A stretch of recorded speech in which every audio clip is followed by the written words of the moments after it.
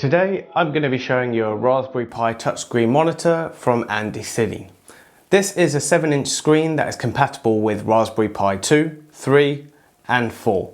It's a 1024 by 505 point touchscreen display, and the Raspberry Pi can be mounted straight onto the back of the device, just here. I do say this is for a Raspberry Pi, but looking at this monitor, it has a full-size HDMI port on the side, so it can pretty much be plugged into anything from a Raspberry Pi or even an Xbox if you wanted. You won't get the best resolution out of it because it is very small, but what do you expect for a small little touchscreen monitor?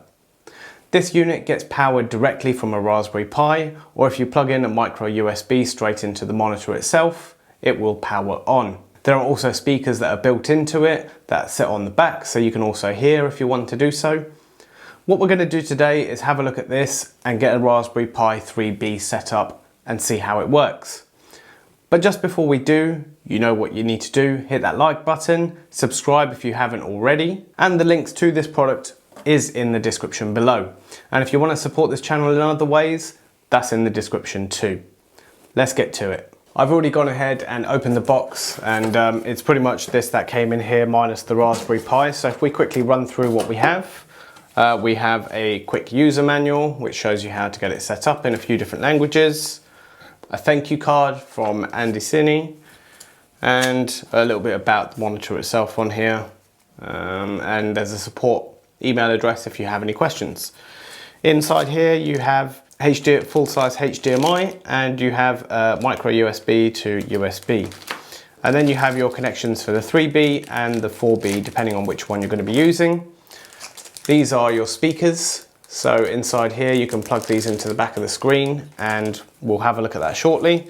And we have some screws. So we have a couple of standoffs and some screws to put the Raspberry Pi in itself.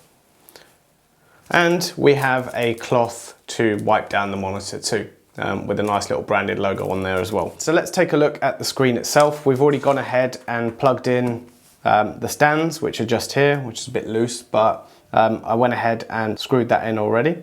And it comes with its own screwdriver as well, so you can go ahead and use this if you want, that's no problem. If I bring this a little bit closer, you can actually see on here that it's all labeled. So you've got the touchscreen control, you've got power, there's another touchscreen depending obviously if you have the Raspberry Pi plugged in, so obviously you can use this in multiple scenarios. You have a full-size HDMI here, you have a full-size HDMI here, and you have some toggle buttons here for the backlight and volume. You also have some earphones or headphones, probably a better word to put there, and then you have your screws to get your Raspberry Pi screwed in. So let's go ahead and get this plugged in then. So we want to go ahead and mount the Raspberry Pi just here, but just to show you, if I bring this a little bit closer for you to look at, you can see that if I pop this on here, the HDMI is getting just a little bit in the way. So what we'll have to do is install the standoffs that are on here. So we just need to install these, and then we should be good to mount this. So let me go ahead and do that. Okay, that's the Raspberry Pi installed, and obviously this is where these additional extras come in. So we have two little clips in here. We have a HDMI to HDMI. So you can see that just there. And you have a USB to micro USB. So just need to pop that one down here. So there we go. That's the HDMI put in, and that's the USB put in on the side. So there's only one little bit left, which is the power just here. Let's go ahead and get this powered up then. Let me just get some plugs to put this in, and a USB connection, and we can get this powered up. So we would power the Raspberry Pi just here, like so.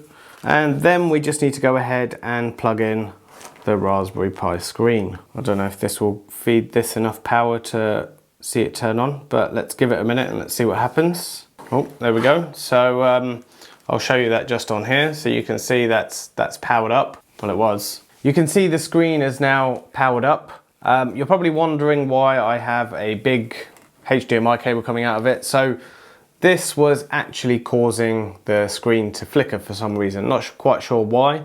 Not ideal, but yeah, just check that one out when you buy this product. The screen was flickering, but different HDMI cable, and it seems to be working perfectly fine, as you can see on the screen.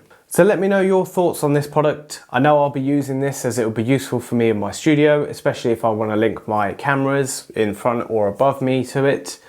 Again, the links to the products are in the description below. This is Inside Wire, and I'll see you in the next one.